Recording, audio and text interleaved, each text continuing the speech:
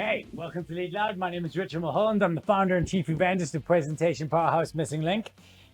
Now, every week I try to answer a question for you on presenting, public speaking, showing up looking better in front of the other humans.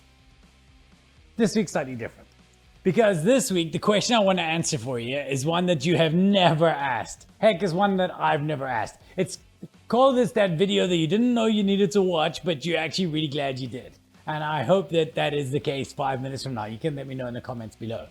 But the question I want to answer for you, question that nobody has ever asked before, is quite simply, what can a barbershop teach me about presenting and setting? Am I right? Had you? No? Yeah. But stick around, because I think they took me to school and I want to share the love with you.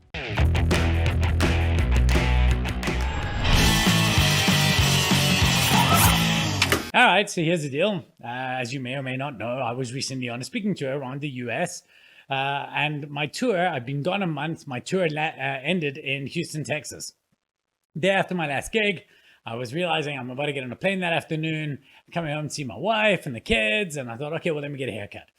So I go out and search for a barbershop.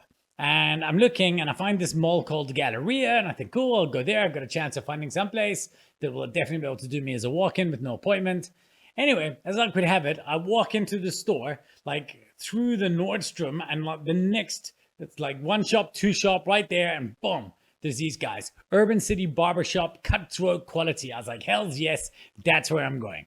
So I walk in, this dude comes and meets me at the counter, he asks me what my name is. So my name is Richard. He says, all right, my name is Franco. And then we're going, he says, Mr. Richard, come this way with me. I was like, yeah, Mr. Richard, that's what I'm talking about. So he takes me over, sits me down, asks me what I want to get done, the usual stuff, and then he kind of frowns at me. And let me show you the guy, actually. Let me introduce him to you quickly. This is him here. This is Mr. Franco, and I'm Mr. Richard. In fact, before I go on, before I tell you the story, let me actually tell you why this all resonated with me, because it's pretty cool. At Missing Link, we're governed by certain laws, if you will. They're kind of 9 things that make us the business we are. And these are things, they're not like values, but they're when we assess our past. These were the things that we did that we know when we're at our best. And so they're always what we aspire to do more of. Give a shit is the first one. And you see the second one there. It's called make people smarter. And our job is, we realize that in any given room of professionals, in our one small little area of authority, we are the smartest people in the room. And we want to share that knowledge with the people that we're sitting in front of. Now, this is true in many different scenarios. And if you're in any kind of craft, that should be true with you. And it's certainly true in this store. So the story goes like this. I'm sitting down and he's kind of, first thing he's frowned at me and he's said like, oh, what product you use in your hair, your gel? It's like very, very thick. And I was like, I told him, and he said, yeah, like it just looks a little bit like, I feel like you should go for a more natural look with the look you're going for. Anyway, kind of puts a damp cloth over my head and he makes it softer, cutting around it. We're chatting about hair. I'm saying like, I hate that my hair is getting thinner. We have a bit of a lulls about that. And then he generally says, yeah, but do you use conditioning in your hair? And I was like, no, I don't use conditioner. And then he stops and it's kind of like that awkward moment, like the record. And he's like, bro.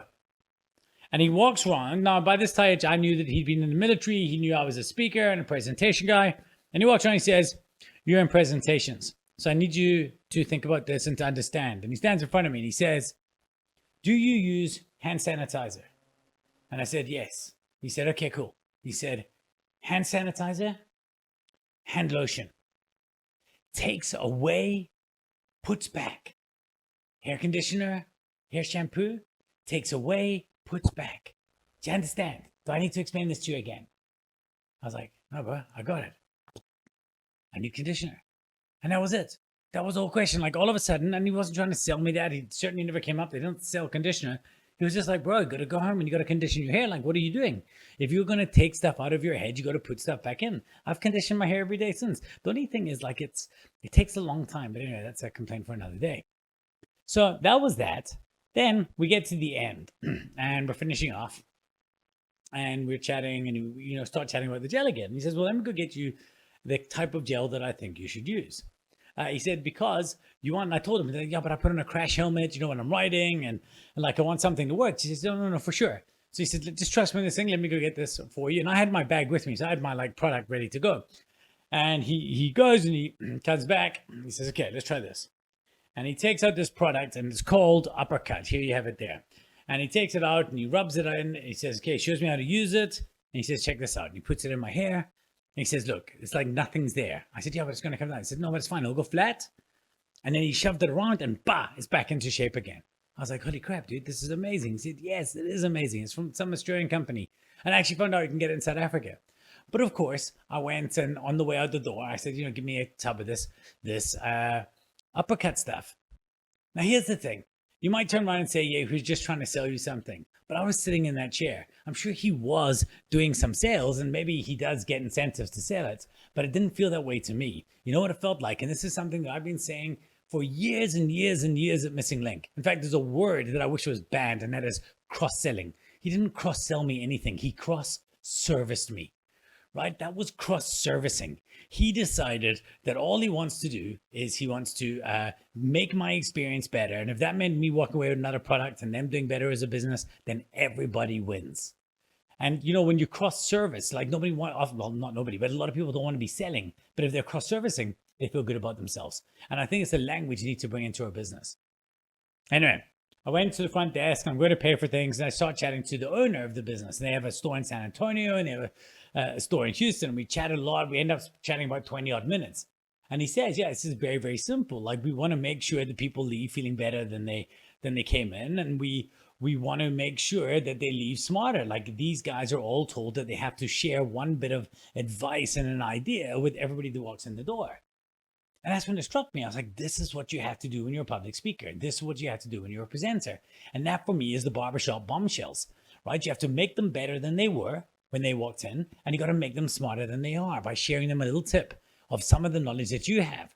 And I feel like this is a fantastic departure point. How am I going to make them better? How am I going to make them smarter in every single talk you're doing? Because so many talks leave you looking better. The barber always wants them to look better. And when we present, we try to make ourselves look better. That's not their goal. They just want to make you look better, make you feel better, and to make you a little bit smarter. And I just thought it was such a cool idea. Anyway, the net result was I went away and I bought all the stuff. You can see I bought the hat and I bought the gel and I bought these rad stickers, which I love. I don't know. Let's just see. Like, let me. Magic. In my head, that was going to work rad. I maybe should have moved them around. But, what's so funny is I even bought this train your mustache sticker. I don't have a mustache. I paid a fortune for these stickers. They weren't like cheap, but they were rad. And it's just such a cool company and such a cool story. So I hope that's given you some food for thought. And I hope you take away these barbershop bombshells. Get up onto that stage, make them feel smarter than they were, and make them look better than they are, or the other way around, or whatever the case may be. But there were some really cool lessons from an amazing business that you should definitely check out. We will include links down below. Until next time, lead loud. Peace.